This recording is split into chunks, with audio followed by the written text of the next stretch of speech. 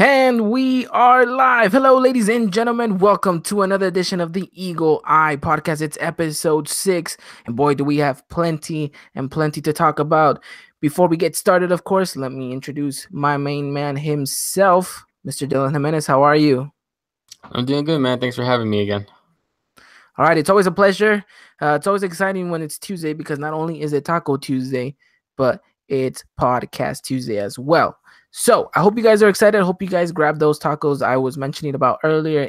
And I hope you guys are ready because we have a lot to dive into. We have a wonderful matchup to recap, that 5-1 victory over Lobos Buap. And we have a very, very intense match to preview, which is the game against Tigres.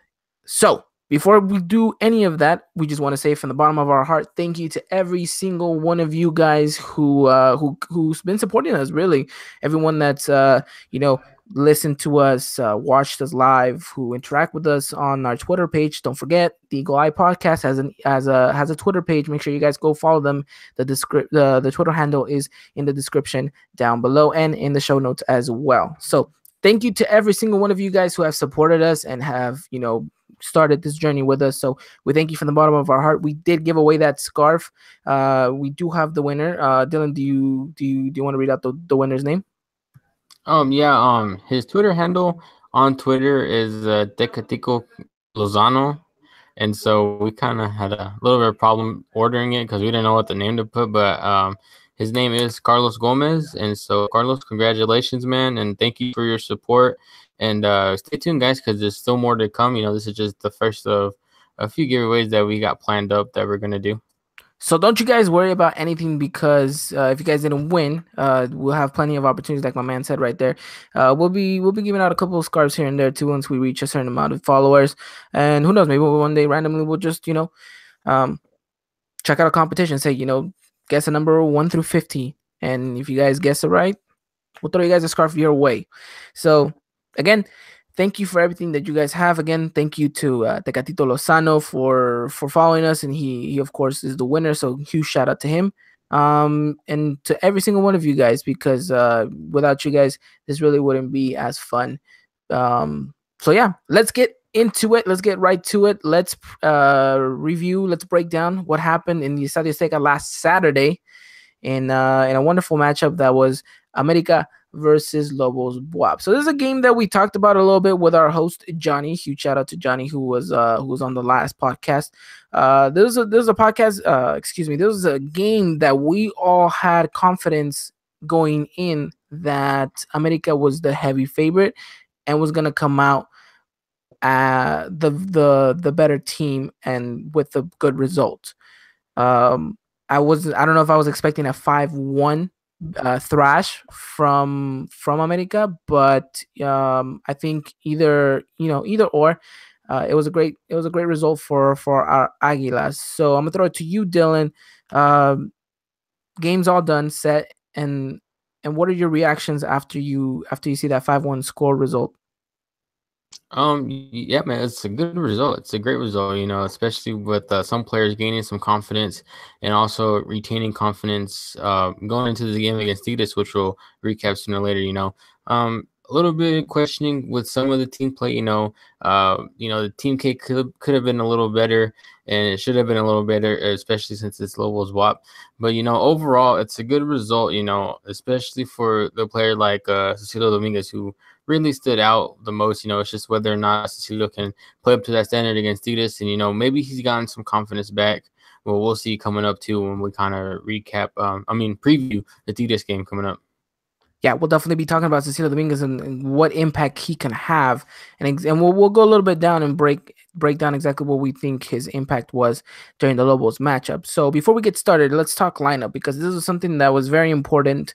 Many question whether or not Jeremy Menez was going to get the start. Many question whether or not Cecilio Dominguez should have been in that starting 11, and whether or not Edson Alvarez was going to be able to start another matchup. So lineup was a 4-4-2. I think it's pretty much a guarantee at this point that we might just be going with that 4-4-2, and that was going to be our lineup for the rest of the season.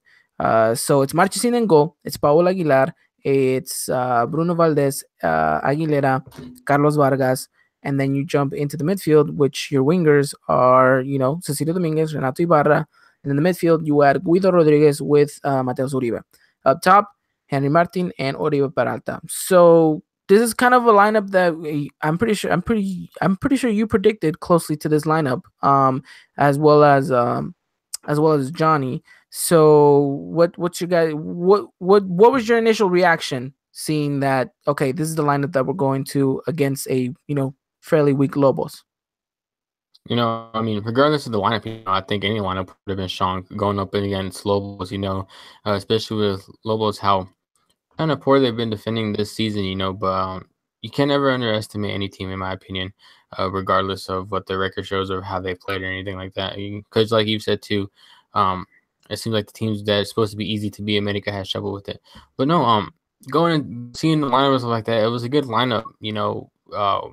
Kind of questions about Cecilio Dominguez a little bit too, seeing that he's been playing kind of average here recently and everything like that. But, it shows to me that Miguel Herrera has some trust in him, has some confidence in him to go out and to perform to the best that he can at the moment. And, I think against Lobos Buap, Cecilio exceeded the expectations of everybody.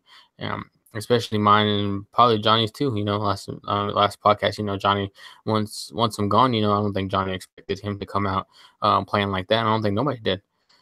And so the only thing that kind of hurt was me seeing is still it's not getting the start, But I understand too, like Aguilera and Bruno Valdez, holding down those spots, and and Guido and Mateus Uribe in the midfield too, holding those spots. Edson's got some pretty good competition, and it's good for him in the long run too as well. Okay, before I jump on that Cecilio Dominguez hype train that everyone seems to be going about, which granted he's merited this. I know you said you were disappointed not to see Edson Alvarez start, even though this is a matchup where you thought he could have, but recently there's a reason why Miguel Herrera has dropped, Diego Lainez to the sub-20 and Edson Alvarez to the bench. And it's not because he, wants to be this big bad guy.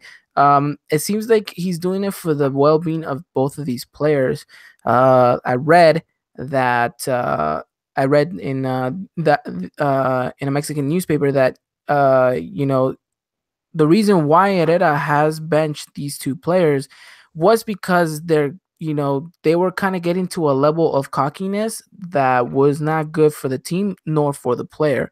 It seemed that they were already kind of saying, yeah, I got these European teams lining up. I'm gonna go to Europe, kind of, because at that age, granted, as they're not as mature as a 24, 26 player. This is a kid, he's a teenager in a sense that has this pride, this ego that he wants to push forward. So Miguel Herrera saw that, and whenever he went back to look at the games as a recap to see where his team did well, where his team maybe missed, and where it could have been better, it seemed that for the most part, it always seems that there was mistakes on Diego Lainez and Edson. And they pointed out to say that there was a couple of mistakes, big mistakes from Edson Alvarez throughout the last season that kind of stood out and made Miguel Herrera say, okay, we got to take this kid a couple levels down for his well-being and for him to realize that, yes, you have the talent, but you have to push, you have to make that extra effort to make it into that starting 11. So it's not guaranteed, because at this point, I'm pretty sure Edson Alvarez, as much as we want to credit him for being a great player, a great guy, and for wanting him to assume that he is this mature or well-rounded player, he is not. He doesn't have that experience. He doesn't have that much time on the pitch. So I think this is a good part by Miguel Herrera's standards to, kind of, bring the kid down to earth, keep his feet on the ground and keep him level-headed. I think it's going to do him well. And I think that, if Edson Alvarez really se aplica, then we could definitely see him stand out in the upcoming games. So I just want to put that out there for the Edson Alvarez and the Diego Lainez part of it. So, it's kind of like, it's a mixture of both the players having their fault in this and the manager making a decision. So I just kind of wanted to put that out, especially to some of our viewers or listeners who kind of question exactly what's going on in the situation. That can be it. So, what's your take on that? Well, I kind of see it from two different ways. With the way you said it too. Miguel is trying to bring him down easily. Not trying to get him be too cocky, too big and stuff like that. But um, it's just this guy stood out. This guy's been great with the national team, and with America too. And it's just you like, how am I trying to put this? Like, you break in, with ease too. To me, in a sense, he kind of just did it easily. He didn't really have that period of time where he adjusted too much. He kind of just like came in. He knew his job. He Yeah, knew what he well, had to do. yeah. Yeah. And so he did it with these. So it kind of worries me too. Like, does that have an effect on him too? Like, how does he feel about seeing the bench? Like, what if he doesn't fully understand, and how does this hurt possibly his development a little bit if it does, stuff like that. But no, I understand your side and what you read and what Miguel is trying to do. But I'm also thinking of my side too.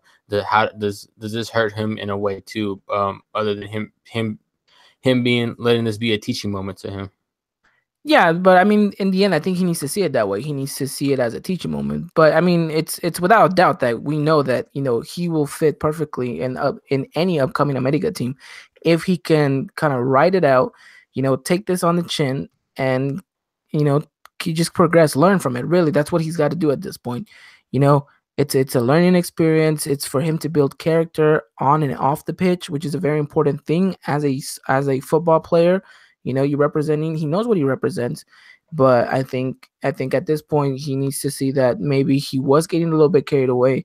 Miguel Herrera is bringing him down a couple of notches, and really just kind of go with that and see, and hopefully he can mature from that and grow as a player. So, I don't think me and you have any doubt that he can do that, and I think that we'll see a better Edson Alvarez for the same reason. Yeah, no. Yeah, I agree. Like, this is that past game he had really bad. He did really bad against. Everybody already wanted him back to the U20s and stuff like that. So one bad game doesn't constitute you to go back down to the U20s or stuff like that. This kid's still learning, and yeah, this kid might have European offers. There's rumors that he's gonna leave after the World Cup and stuff like that. So just at this point, we don't know. Especially with Coco Champions coming up, and also the league to play. He's gonna have his opportunities. He's gonna have his chances too. That's true. That's true. Lots of game time coming up for America as well. But I guess we'll just sum it up and say that it's a test of his character at this point, and hopefully, he can take it as an advantage and grow as a player. But let's track back before we went off on that big tangent.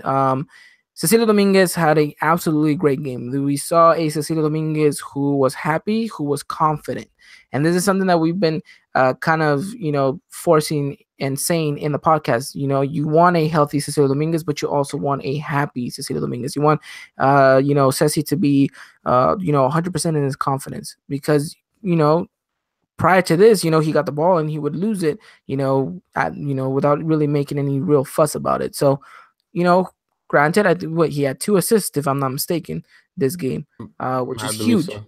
It's just huge. I mean, credit, you want the guy to be scoring goals, but if he's producing like that too, then that means he's finding the spaces. That means he's finding he's going at defenders. He's opening the gaps for his forwards to go and score the goals, which is exactly what you want out of him.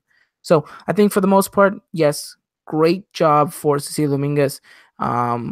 I hope he can carry that into a super tough matchup and a super tough environment like the Volcan against Tigres.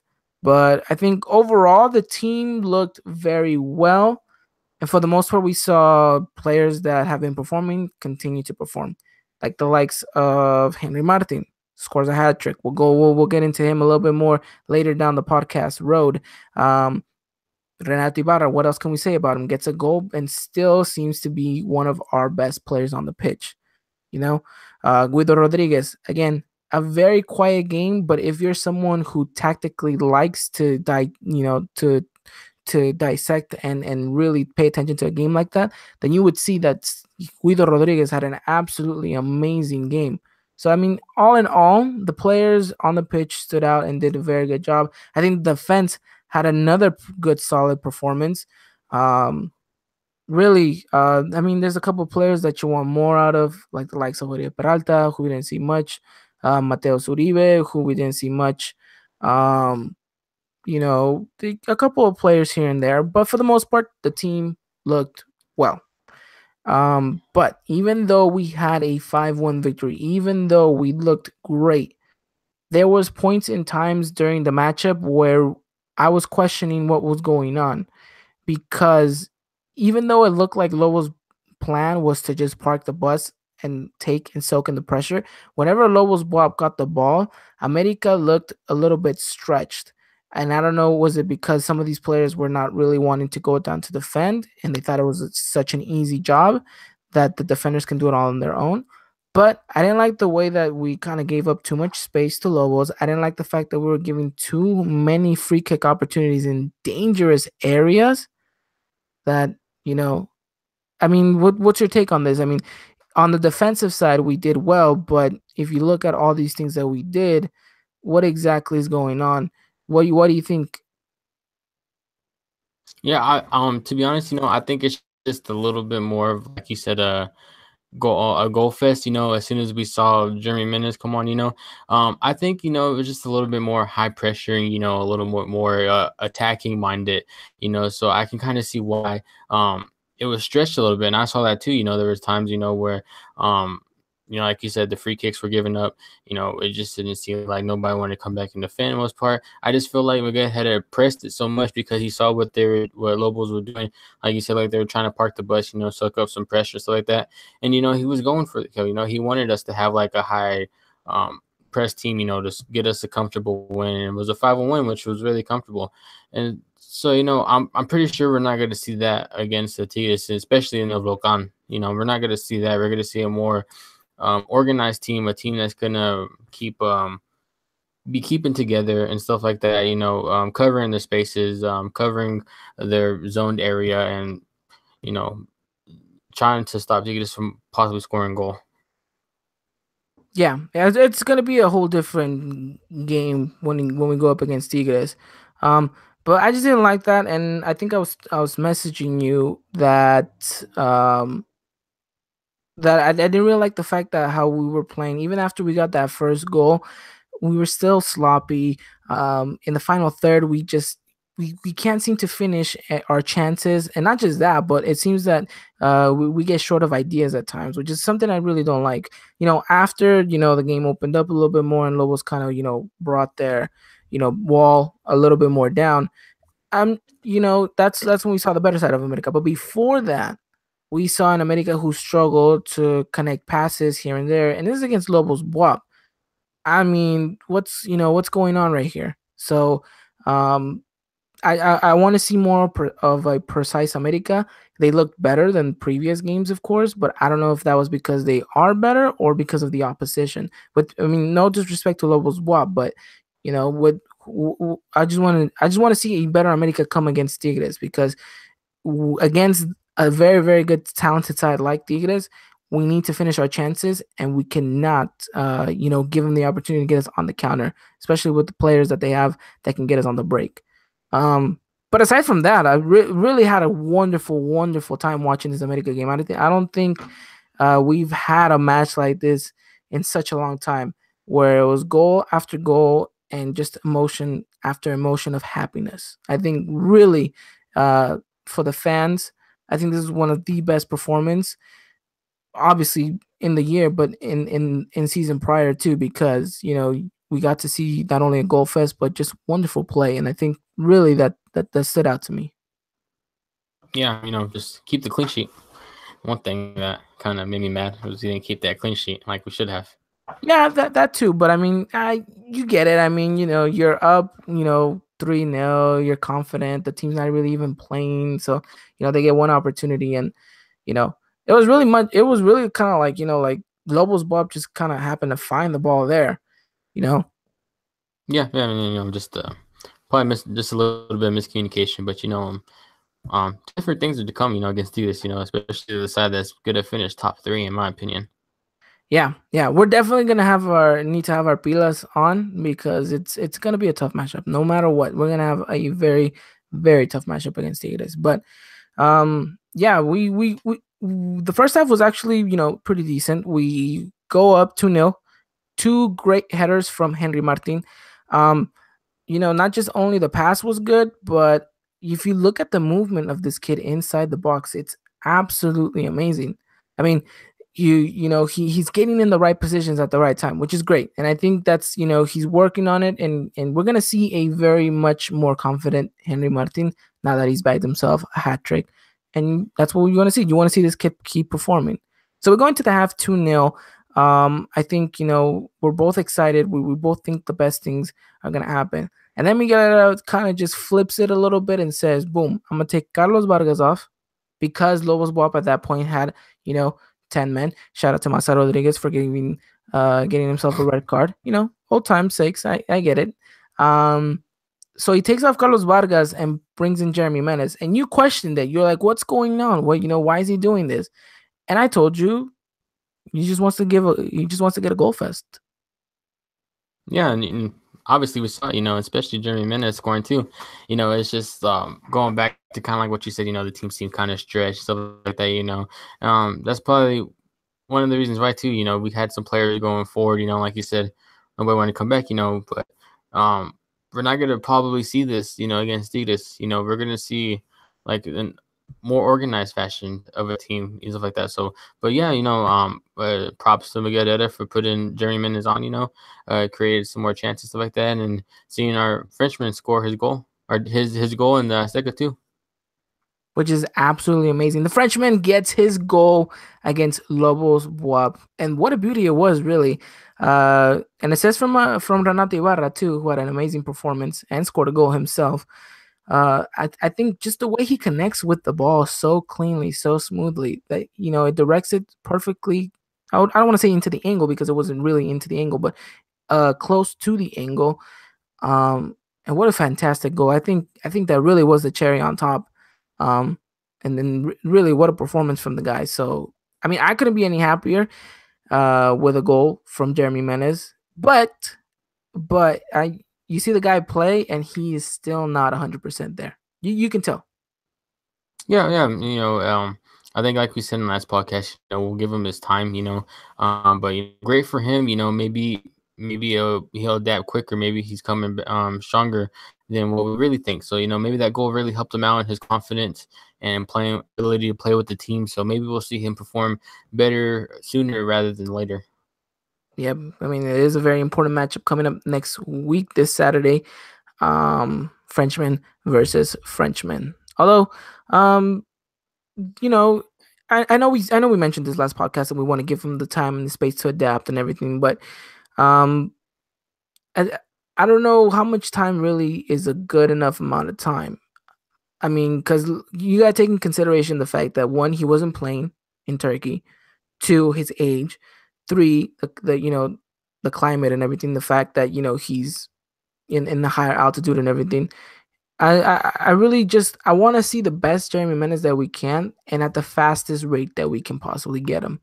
Because if we hold out for way too long, people are gonna start questioning why is it that we brought him if he's gonna take so much more time to adapt than, for example, a Gignac. So but I'm trusting in the America team and in the coach and in the staff that they're doing everything to get him 100%. But he's happy. He it looks like he was because he went to go celebrate with the whole bench. And I think Miguel Herrera is doing the right thing, taking it slowly by slowly. And it was pretty big to give him 45 minutes out on the pitch. So he looked a little bit tired here and there. It looked like he was a little bit winded, but finished out those 45 minutes with a beautiful goal. So I mean, what more can we say? Yeah, yeah. No, I agree. Probably the language barrier too is what's holding it back a little bit too. Like we mentioned last podcast too. But yeah, like I said, we need to just give him some time. Maybe this goal really boosted his confidence, and maybe we'll see him sooner rather than later. Like I said. Yeah, that I can only hope for a Jeremy Menez ready by, let's say, the Clásico. That for me would be ideal. Like that would be perfect Jeremy Menez time. You know, splash Yeah, splash yeah, the Frenchman onto the rebaño. yeah, man. I'd love to see him tear it up again in the classical too. Well, we'll have to wait and see whether or not our dreams do come true in regards to that sense. But I think I think now we've gotten to the point where we need to talk about Henry Martin. We need to talk about those 3 goals, and we need to talk about that performance that he gave out on the pitch. I think he merits the praise, the and everything he's gotten throughout the week. Some people would argue that yeah, but it's just against Lobos, this and that. Okay, granted, yes, the opponent was not the most toughest opponent, but to get a hat trick with all of them to be from the head, I mean that I think that speaks a lot about the kid, and I think it speaks a lot about how he is working on positioning himself to be in the right place at the right time. So Henry Martin gets 3 goals. What do you got to say? Because I mean, this is our boy right here.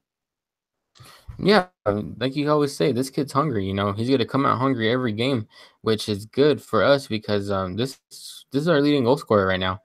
And so, you're going to want to see him scoring goals week in and week out, no matter what, or even helping in goals, maybe providing an assist here and there too, while scoring a goal in that same game. But hats off to him. He's earned it. He's done, got the game ball too.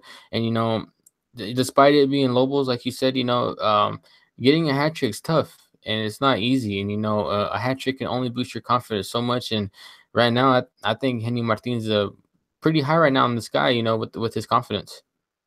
And I'm pretty sure that he is. I mean, what a performance! What a result, really. So we end the night with a 5-1 victory, like I mentioned earlier. Renato Ibarra also got on the score sheet, like I've been mentioning. Again, another pretty solid performance from the guy. I mean, what more can we add on to on to say about that? Really nothing. I mean, I just think this is kind of unbelievable for him right now. From right in the bench at Cholos to being a star here with the Aguilas. It's great for him. And what more can you say about the kid? That is true. So Henry Martin, thank you, and hopefully he can continue to perform. I think he's got his head set straight and his feet on the ground, and every game he comes out and he's hungry, and I love that about the kid. He's working, he's busting his butt to get there, and I like it. I like it. But now we need to talk about something that many people will be questioning. What is going on with Oribe Peralta? What is going on with our captain, who even against Lobos Buap couldn't score a goal?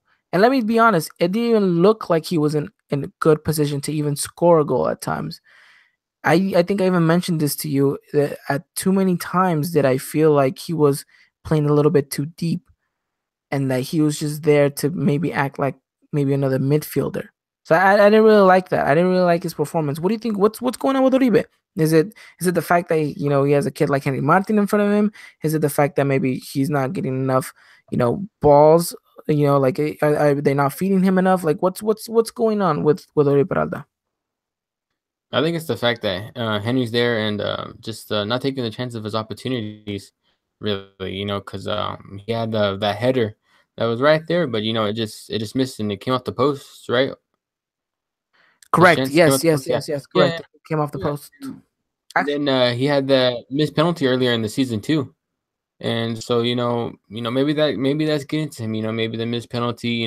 Maybe he's had some other chances too that he missed and couldn't finish. So maybe it's just getting to him. Maybe he's thinking to himself, "I can't finish somewhere. I'm just gonna leave it all off to Henry." You think But there's a lack of confidence then?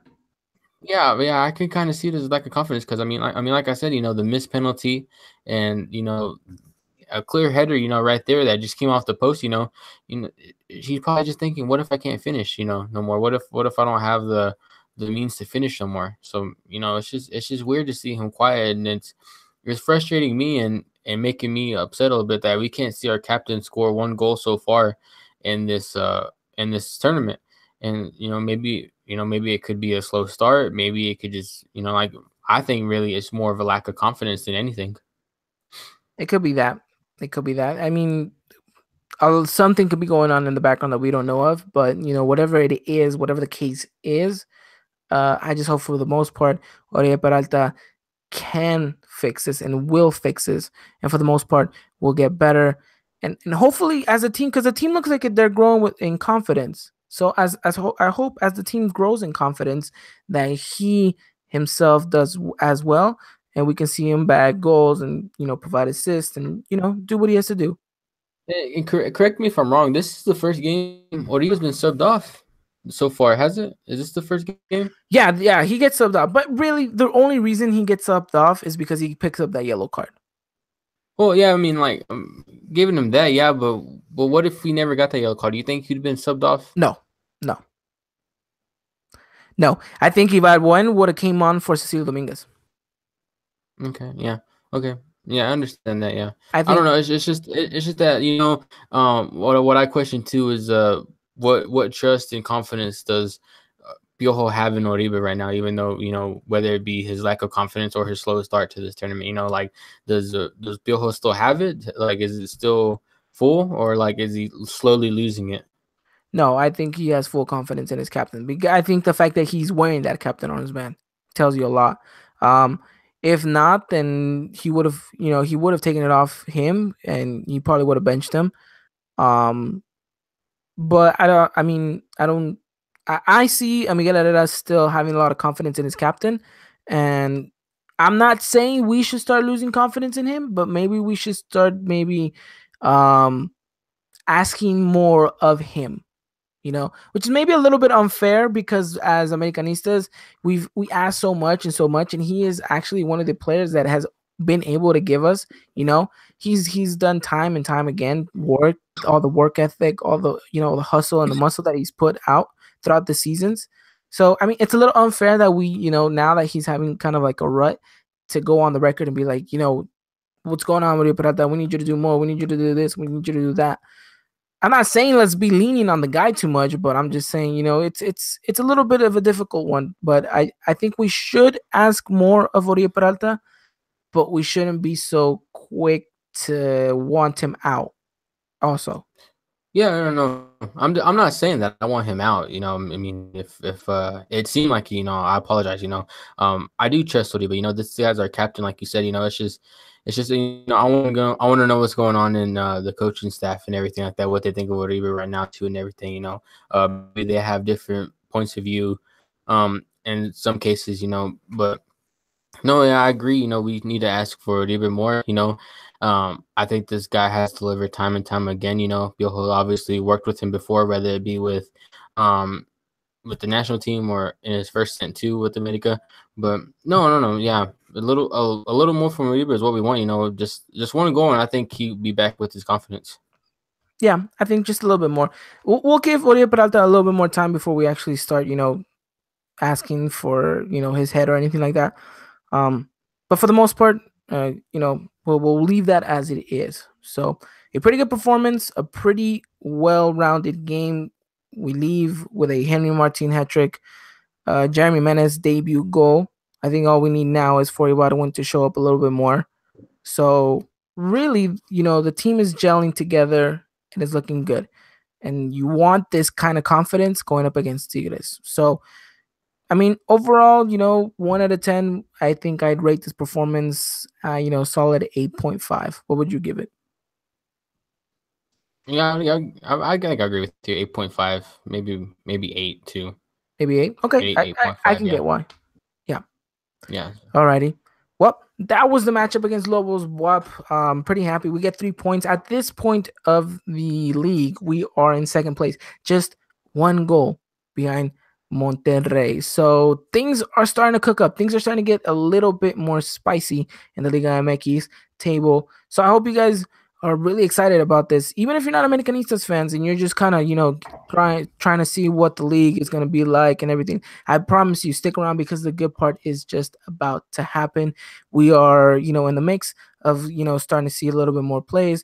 Some of these teams are going to be a little bit more fatigued because some have to go play out into different competitions. So it's going to be a wonderful, wonderful competition come February and March. So with that said, before we jump into the Tigres matchup, is there anything else you want to add about this Lobos Buap? No, I mean, I just wish we had the clean sheet. That's it. Yeah, that's true. If we did, we'd probably be maybe first place against Monterrey. So, I Yeah, mean, yeah, I think so, but I don't know. I mean, just I think Lobos are kind of happy just to walk away with a goal at least. Yeah, yeah, I'm totally happy with that as well. So now, we'll close that, put it down as three good solid points and a very good performance.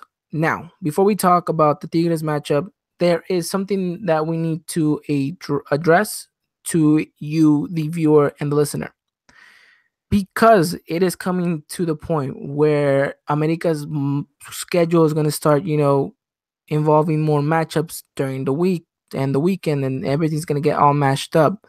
We will have to move the podcast around in a different day. It might be Monday, it might be Wednesday. So it is very important that you follow us on our Twitter page, whether it's me, whether it's Dylan, and especially you should follow the Eagle Eye Podcast Twitter handle, as we will keep you updated with everything. So make sure you guys follow us and you guys stay tuned, because we will be letting you guys know a couple of days ahead, if not a week ahead, of what the schedule is going to look like. And just to give you guys a heads up, it looks like for the most part, I'm pretty sure we're about 90% in agreement here, that we are moving the podcast next week to Monday, as it is doble jornada against Morelia. So we will be breaking down that Tigres matchup, and we'll be previewing the Morelia matchup. And then, then the following day, which is Tuesday, is the Morelia game. So a lot, to sit here and try to explain to you guys is a little bit confusing. I'd confuse myself if it wasn't for having a calendar and in front of me. So just letting you guys know, it's gonna be a mix up throughout these next 2 months. We'll try to keep still doing them on Tuesday, but if we cannot for whatever reason, we will let you guys know in accordance, and so that way you guys are up to date. So that way you guys don't miss any episode. But if you do, don't forget we are on SoundCloud and Apple iTunes. So if you guys ever do miss a live show, we are also on those platforms, so you guys can listen to us on the go. Dylan, anything you want to add? No, that's pretty much it. Just keep up, guys. It's gonna get a little crazy. Like Ivan said, Tuesdays are gonna be our set days, but just for some reason, if we need to move it, just kind of tune in on our page to see what days we're gonna move it and what time it's gonna start at, because there are some times where we're not be able to start it right at 7, so we might have to push it back a little bit. So just kind of keep up with us, please. Yeah, and this is a weird thing, because me and you talked about the possibility of moving a podcast and this and that, but it was always because maybe we were gonna have schedule conflicts. Like you had to do something, I had to do something, and we never really thought about America actually being the reason why we have to move the podcast. But it is what it is. We're just letting you guys know, just so that way you guys kind of have like a heads up, and then we're kind of all on the same page here. So again, our apologies if that does conflict with any of your guys' schedule. We do apologize, but like I always said, you can always find us on SoundCloud and iTunes, and make sure you follow us on Twitter as well. So let's jump into the preview of the Tigres matchup. One of the most toughest matchups we will face this season, and funny enough, we've had those quite already in the opening half of the Clausura. So it's scheduled for Saturday in the night. I believe it's 7 o'clock your time, 5 p.m. my time. So we're going down to Monterrey, or actually up, depending on where you're going. We're going to Monterrey, and we're going to a very tough atmosphere, which is the Volcan. And let me tell you, the last times we've been there, it has not been a pretty result for us. So, how are you feeling after this 5-1 result against Lobos Buap, going into the Volcan, into a place where we literally got scored on so many times in the last couple years? No, I'm just kind of nervous. A tough place. Especially a bad end to the Liga whenever we played them in the Volcan last tournament. And especially the way we ended the Liga with no goals. So it's kind of nerve wracking a little bit, knowing that Tigres is obviously a top 2 team. Especially with the sides that they have. Their bench is even scary too. And so, it's going to be a tough matchup going in. It's going to be interesting to see how Paul lines up this coming match. Whether he goes with a back five or a back four, which we'll kind of talk about lineups here in a minute too as well. It's nerve wracking overall for me. I'm just kind of nervous going into this game. Yeah, definitely. And I'm trying to look at the league table right here. Um, Tigres is down in eighth. Of course, let's not forget they are coming into this matchup after losing to Pumas 2-0. So, will that play in America's favor or will that play in Tigres' favor to kind of, you know, get them pumped up to kind of display that they are the reigning champions and that they can, put on a performance against America? They lost to Puebla too. So who says that America can't beat Tigres, man? I mean, yeah, you lose to Puebla in the week opener, and then I guess we kind of debated it whenever America played Pumas. It could have gone either way. America might have won, Pumas might have won, it might have been a draw. So I don't know. Just who can't say that America can't beat Tigres in the Volcan? That's true. But if it's one thing I want to point out is we cannot go into that matchup super confident. We cannot go in there and be like, yo, we just beat Lobos Buap 5-1.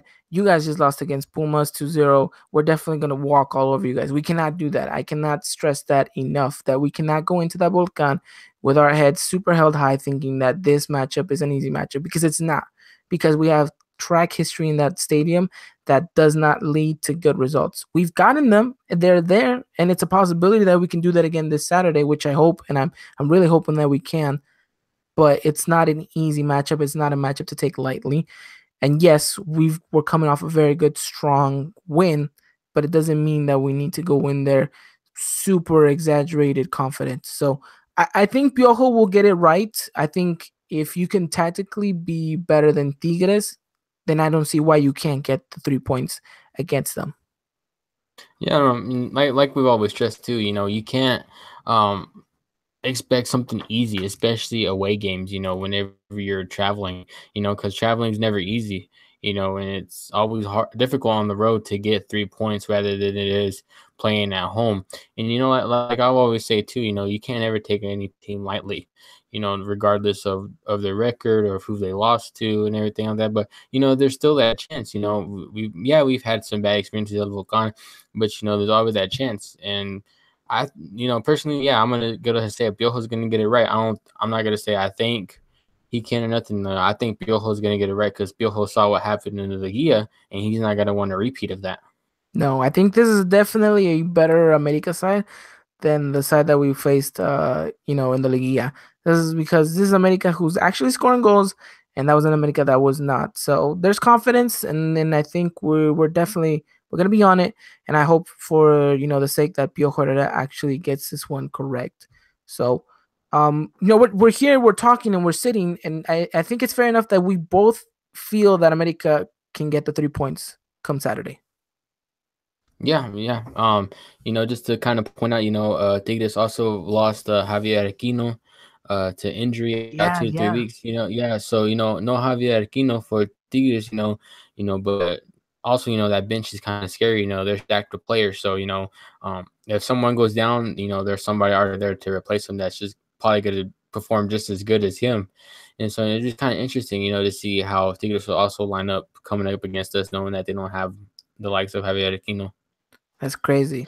Because it's true. I mean, Javier Aquino goes down, but I'm pretty sure Eduardo Vargas is going to be playing on that left hand side.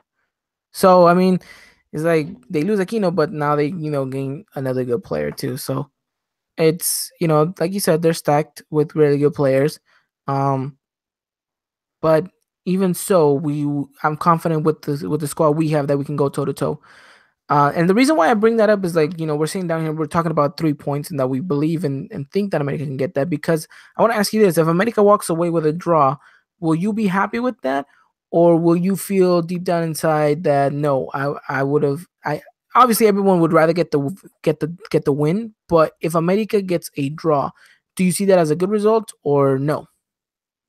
I see it as a good result. To me, getting a draw against this, who, I don't know, for some reason, it just always seems like at the beginning of the tournament, Tigres kind of struggles, and all of a sudden that becomes Super Saiyan and like just goes on and goes to the final, and possibly win it all or just loses on the final, either one.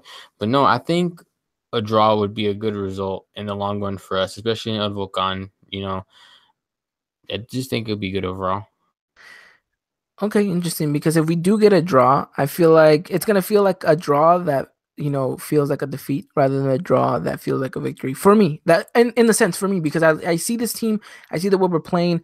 I see this Tigres side they struggle. And I see us how we're growing and we're moving and we look like a much better America side. I feel like we have every right to go in there and get the 3 points rather than go in there and get the draw and think, great, this is going to be a great result in the long run. I think we need to focus on those 3 points. Granted, whatever the situation is during the matchup, then we can decide whether or not a point was good enough for the side. But for the most part, I want it to be 3 points. Yeah, no, yeah. Like you said, everybody wants 3 points. I would rather have the 3 points in the draw, like you said. But I also think too that, like I said, the draw would be a good result too as well. That's yeah, that's true. All right, let's talk tactics. Let's talk what America has to do in order to walk out of the volcano with 3 points. What do you think America needs to do in order to perform to a very high Tigres standards? They're gonna have to keep finishing. We saw that against Lobos. Obviously they finished 5 goals against Lobos. Keep finishing. Keeping the possession and playing smart overall as a team. Playing as a team, not worrying about individuals, nothing but playing as a team. All right, I'll piggyback off of you and say that not only do we need to finish our chances, but when we get them, I think that we need to finish and we need to produce and finish every single opportunity because I can't stress it enough how important it is that we do not give up a play where we can get Tigres to counterattack us. That's no good for us. I think I think America needs to, which is something I've been saying. They need to get better at their passing, which they have. Granted, you know, I want them to be less sloppy and I want them to be more precise in the final third. I think that is the most important part. They need to be more clinical when it comes to their decision making in the final third. Because for playing from the defense to the midfield, we have no issue.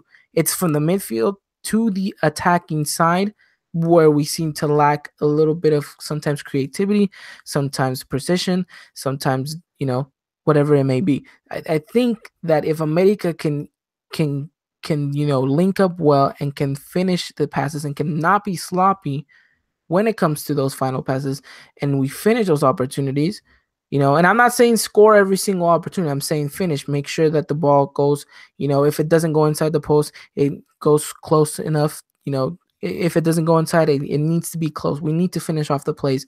It's very important that we do so against a very good Tigres side.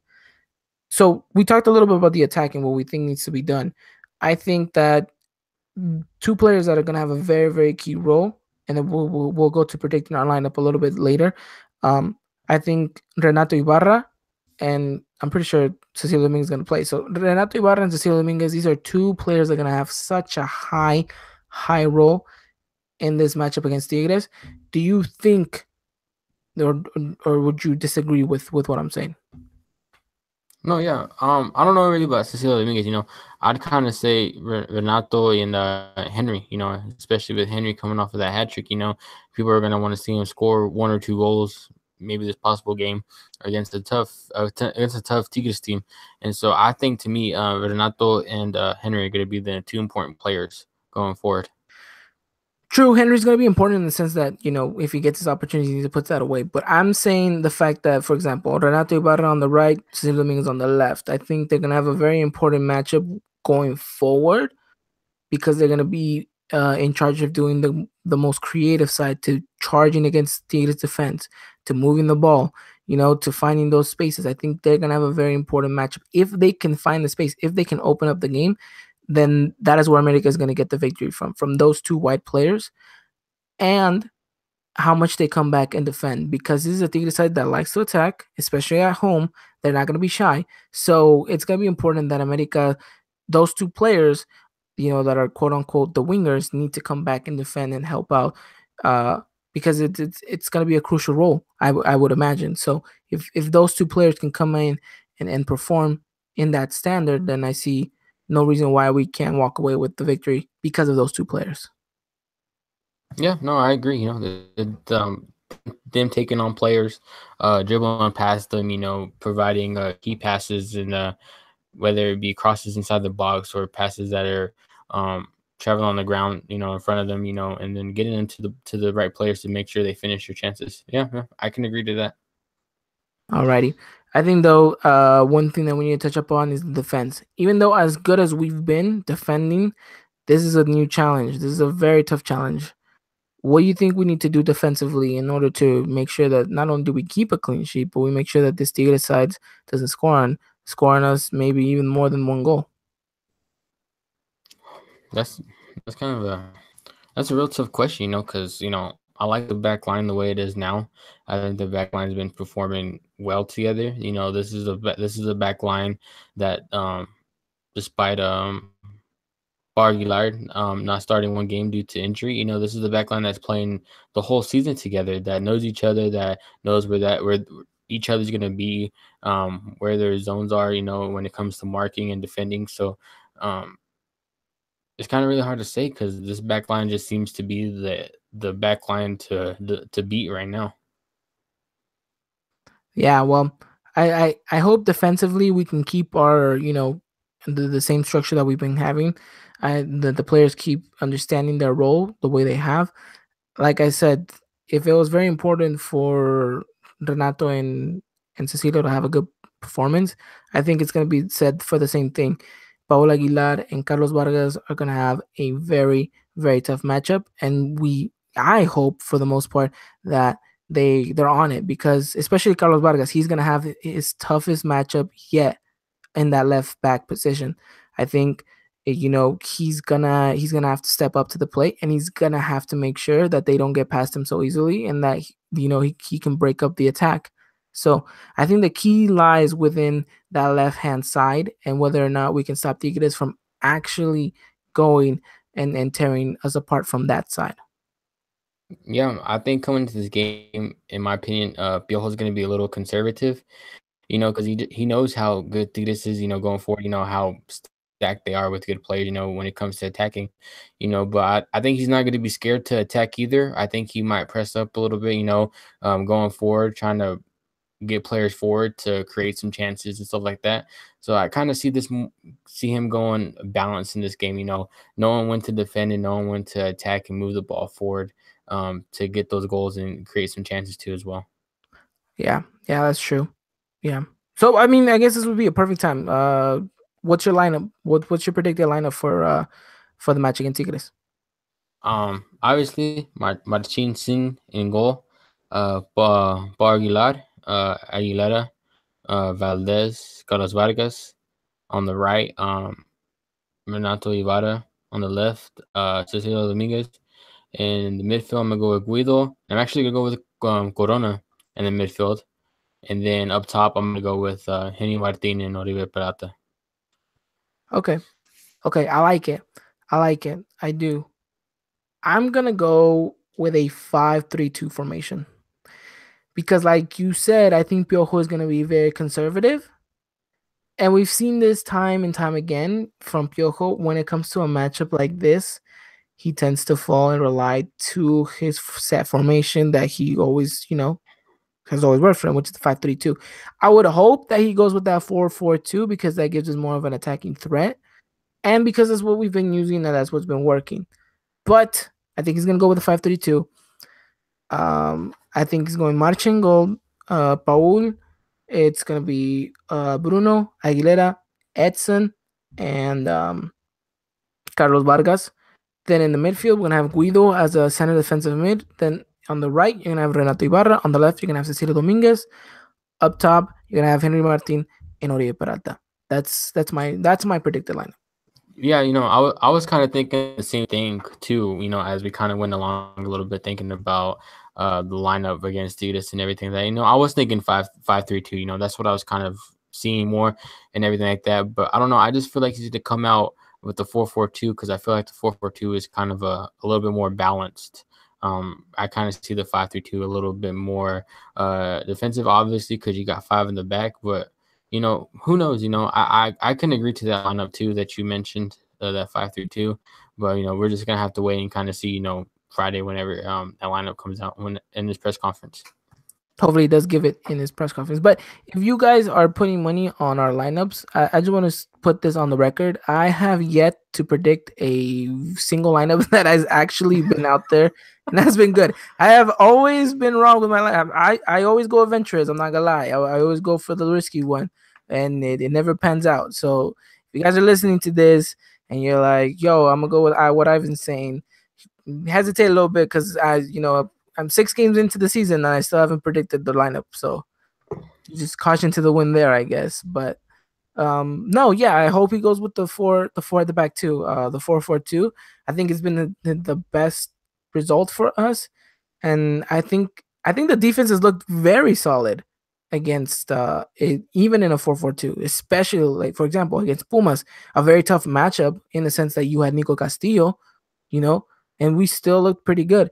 Granted, there's a little bit moments here and there, but for the most part, the defense looks happy in that formation, and I hope it stays like that.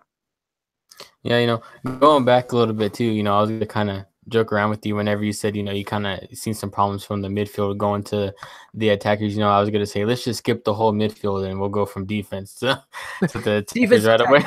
Let's just go. Yeah, which is something that we kind of did in the Querétaro matchup because we didn't really have a midfield, and we kind of just went to the attack. But I mean, I'm just gonna say like I haven't got anything right. So I mean, I sometimes I even question myself too, but it's okay. A 5-3-2 does bring up. Someone's brought this up to my attention right now that a 5-3-2 does kind of provide a wing back, support when you do push forward. I think the only reason why too I don't like it is even though we do get that wing back support, Carlos Vargas, I know Johnny mentioned it that he doesn't really look at like a player to go forward. And granted, I said he's had his moments, but even in his best, you don't really see him going up against, the Tigres defense and taking on and maybe putting on a really deadly ball. Because we've seen this kid, he can give a good pass here and there, but going forward, is he really the right option? Yeah, it'd be kind of interesting too, if they do go with that 5-3-2. I'm trying to think about it a little bit. I don't think it would happen, but it'd be kind of weird, if I think you said it was Ball, Aguilera, Bruno, Edson, and Carlos, but I kind of see it as it would be Ball, Edson, Bruno, and Aguilera, then Carlos.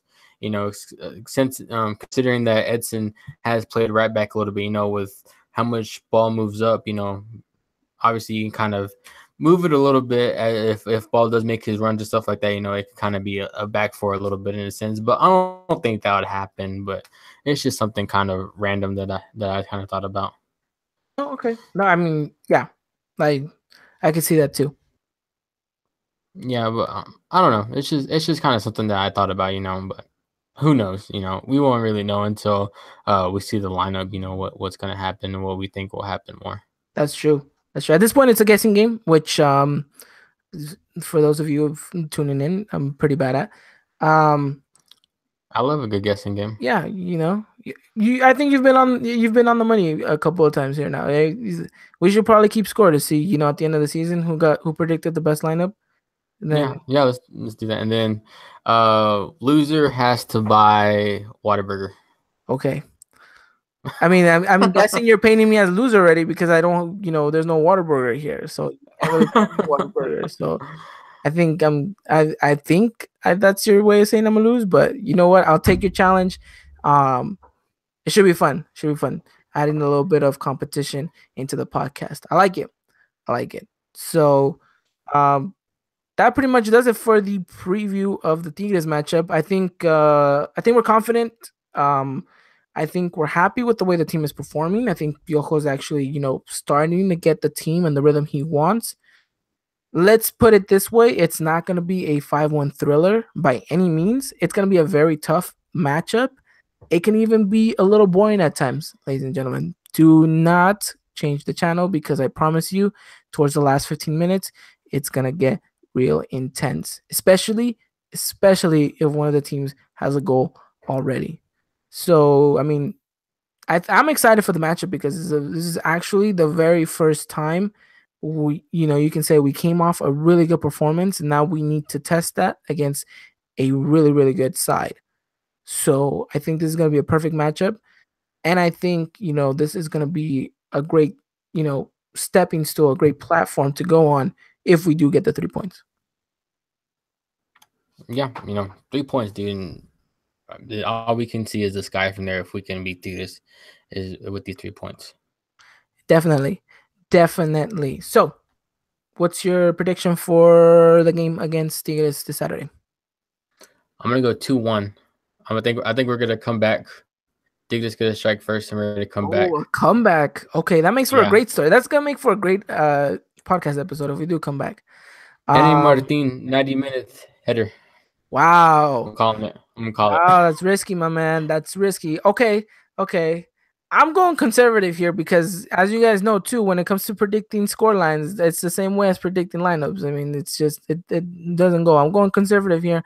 I'm going 1-0 America, roughly around the 50th minute, and then we park the bus. All right, I see you. Sounds good. Sounds good. I like my odds. I don't know about that 2-1. If it is a 90th minute goal, like I'm just gonna, I'm gonna be on a very panicky mode throughout the whole game, and I'm gonna be waiting for that 90th minute. If that goal does not come, I'm just saying there is gonna be some tension come up the next podcast. But Dylan. let's go. Come on, America. Let's do this. Vamos for the 3 points.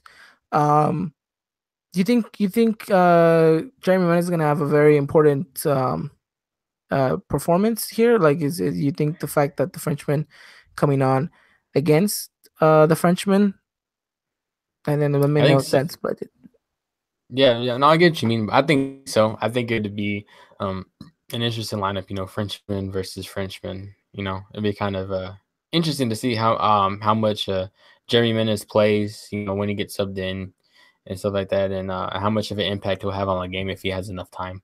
But no, I think his role will be key, just depending on kind of when he comes into. So I can't really say much, but we'll just kind of wait and see. the crazy thing is this is a matchup where I feel like he would not even feature. This is a matchup that I don't think Piojo would risk bringing on Jeremy Menez on for. And this is a matchup where I see Joe Benny Corona getting a substitution. I see Ibarwen getting a substitution for maybe a tired Renato or Cecilio. After that, I could see him chucking another defender in there. Of course, if we need a goal, then of course bring on Menez. Yeah. I just kind of think we'll kind of see with the score line, going into the second half, whether it be 0-0 or, just whatever the scoreline happens to be after halftime, and then let's say around the 50th minute, see who starts telling to warm up and stuff like that, because I think it just all depends on timing. And, I've said it time too, I don't think Piojo makes subs at the right time. I think he waits too long sometimes. So we'll just kind of have to wait and see too as well as the game goes on and progresses. Is going to be one of those matchups where Piojo is going to have to get it right when it comes to substitutions. So this is and I know he will. Yeah. Yeah. No. Go ahead. No. Yeah, like I said too previously, I know he will. He's like I said too earlier. What happened in the year? He's not gonna want that to happen again. Yeah, I think this is a very important matchup for Miguel Herrera in the tactical sense, like a managerial sense. So, I think for the most part he's up for it. I think the players are ready. Pretty much, I'm happy. I'm confident. I also want to say though, if Jeremy Menez does not feature in this matchup, Americanistas, let's not jump to conclusion. Let's not get mad, because I think in the end, the result overweighs one player. Really, what it is, and it's team before one player. So the team comes first, the result comes first, and if we have to sacrifice not seeing Jeremy Menez, I think we can live with that and then proceed to the next matchup. So. It's a very important matchup. It's a very important game. It's gonna be a very interesting one to watch. I'm not gonna promise you guys a very end-to-end matchup, a very exciting if you're looking for that. But if you're a type of person that likes the tactical sides of the game to see how each team tries to break each other down. So if you guys are, if that's the type of person you are, then pay attention to this game because it's going to be a very, very good tactical matchup between Tuca Ferretti and Arpio Herrera. So that's pretty much it. So that's our review. We're going with an America victory. Hopefully we can get that. Hopefully you guys are excited for that as well because of course it's a very good matchup and a very good tough opposition. So pretty much it. We're running down to the end of the podcast.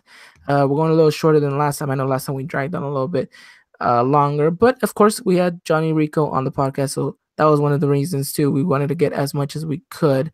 Anything else you want to throw out there? Maybe about the Tigres matchup, maybe anything else in regards to anything? No, I think we covered much everything that we could possibly talk about. Everything's covered. I'm happy if you're happy with the end. I'm happy too. So, ladies and gentlemen, this has been episode 6 of the Eagle Eye podcast. I want to give a huge shout out to every single one of you guys who tuned in live to watch it. Huge shout out goes to Garrett, Esteban, Mari, every single one of you guys. If I'm missing someone, I am sorry. Every single one of you guys who watched, who tune in, every single one of you guys who are listening right now, a huge shout out goes out to you guys for the support that you guys have been giving us on SoundCloud, on iTunes. So make sure you guys keep posted on that, and make sure you guys go and keep following us, the journey. Thank you to all of you who have followed us on Twitter and has made this little Eagle Eye family grow. We tremendously appreciate that. Also, huge shout out to the Mexican Soccer Show for finally following us on Twitter. Huge shout out goes to them. If you guys don't know who they are, I highly suggest you guys do watch them. Some of the pioneers of this great movement that is the Liga MX English community. So make sure you guys go check them out. We're stoked that they finally followed us on back on Twitter, and yeah, we're excited. Like Dylan said, we have so much more planned for the future. We got more special guests coming onto the show. We're gonna do some hopefully collaborations with other people. We got a lot on our plate that we're definitely gonna dish out to you guys. So make sure you guys stay tuned. But like I said, this has been episode 6 of the Eagle Eye podcast. I hope you guys enjoyed it. Let's hope for an America victory on Saturday. Let's go, Dylan. Thank you so much for taking the time and talking everything Águilas, but in English. Yeah, man, no problem. Always my pleasure. Something I look forward to every Tuesday, especially this rough Tuesday for me after taking 2 tests that I was unprepared for. Yeah, hey, shout out to my guy right here, busting hard, working hard, grinding, doing what he's got to do, and still jumping out the podcast. So huge shout out goes to you guys, to you, and to every single one of you guys who are listening to this and are students, and you're getting the grind, and you're taking those midterms, and you're acing them. Even if you're not acing them, you're giving your best shot. Shout out goes to you guys. Remember, kids, stay in school. But that does it for us. Anything else you want to add on, Dylan? Pro clubs, guys. We're in Division 9 right now. Oh, and, yes, I forgot we were gonna do an update on that. Yeah, we're in Division 9 right now, and we took an L in Division 9. We took like 3 draws, but we played. What was it? Saturday night we played. We ended it with 3 points, so we're not getting relegated, which is good news. So we're in Division 9 right now with about 5 games left to play, looking to get promoted. So at this point, we are officially gonna host tryouts for anyone who wants to join the Eagle Eye Podcast FC gaming experience, because I feel like we need another player there just to hold the midfield. I mean, I can hold the midfield, but then there's no one to go up front with you. So if you guys are like interested in playing, with us, if you guys have an Xbox One, shoot us, on the Eagle Eye Podcast Twitter page. Just let us know. Maybe we'll put it out there to see if people actually want to join and play. But yeah, we're on pro clubs. It's road to Division 1. It's a very sturdy and pretty hard road as we are trying to figure this out. But hey, I think we're having fun. I think that's the most important part. I think we're there. We're repping the America jersey. It's never easy, but we're having fun. Yeah, I think yeah we're having fun. It's just that 2.6 rating that I got. I This don't know your how that man happened. right here, your man right here was on. He wasn't even on Darwin level. Let's just put it that way. He managed to get the worst rating in FIFA I have ever seen. He got himself a 2.6. A 2.6. And it's not like he did anything bad or anything. I think just the rating people just didn't like him for some reason. It was a colorful ref. Yo, shout out to that colorful ref who is always giving me a red card. Cause I don't know, like there's sometimes I go in for a tackle and it's I think at the most you can give me a yellow. Like we're not even allowed to do chilenas in real in the game anymore because of that. So shout out to goes to that colorful ref. And if you get that colorful ref, um, show us a picture. I mean, it's always funny when people get him. Like I've gotten him, you got him. Um, I feel but like I get him every game. yeah, he's always there. He's like I don't know, he's just always there. But I mean, props. So we're doing it. We're trying to do it big, but the most important part is having fun. And this could be a cool way to interact with other people, like from the Eagle Eye family. If you guys want to join us, if you guys have an Xbox One and you guys would like to, and we can hold tryouts. I mean, we're looking for anyone really, forward, defender, midfielder. If you guys You want to throw know, your name in the ring. yeah, I play Cam. No, I play a striker and you play Cam, but I don't know, for some reason we always switch roles in game. Yeah, lately he's been feeding me and I've been scoring. But beforehand I was, feeding him and he was scoring. So it's been crazy. So we'll keep you guys updated from time to time, and we'll let you guys know when and if we can escape Division 9. I think at this point it was road to Division 1, but I think now at this point is like just make sure you don't get relegated, and I think that's a pretty good season. Yeah, I think so. It's fun. It's crazy. So, if you want to join, come join us. Come join us. So you guys know hashtag Eagle IFC. We're trying to do it as big as possible. So that does it for today's episode 6. Like I said, I hope you guys have a great time. We'll be definitely catching up on Saturday, and don't forget we live tweet the matchups too, so you guys get to interact with us as well there. So again, thank you for all you guys' support, and pretty much wraps it up for tonight. So we'll see each other very soon. Until next time, everyone, take care.